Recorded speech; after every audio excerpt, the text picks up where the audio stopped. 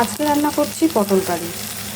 তো তার জন্য পটলগুলোকে আমি ছিলে নিয়েছি এবং পটলের মাথা দুটো ফাঁক করে নিয়েছি যাতে ভালো করে লবণ হলুদ মশলা ঢোকে।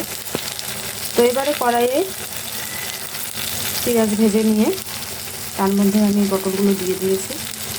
এবার লবণ হলুদ দিয়ে ভেজে নিচ্ছি। এবার দেখো পটলগুলো ভাজা হয়ে গেছে।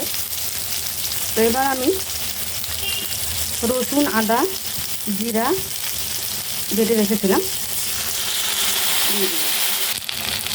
তো এবার মশলাটা ভাজা হয়ে গেছে। তো পটল যেহেতু আগে থেকে সিদ্ধ হয়ে গেছে, তো আমি অল্প পরিমাণে জল দেব। এবার আমি নামানোর আগে একটু 2-3-4 দানা চিনি দিয়ে দেবো। তো এটা অপশনাল, তোমরা চাইলে দিতেও পারো নাও পারো।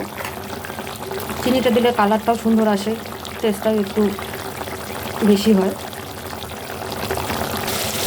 তো আমার পটল কারি হয়ে গেছে, এবার আমি নামিয়ে নেব। তো দেখো নামিয়ে নিয়েছি, কালারটাও কত সুন্দর হয়েছে।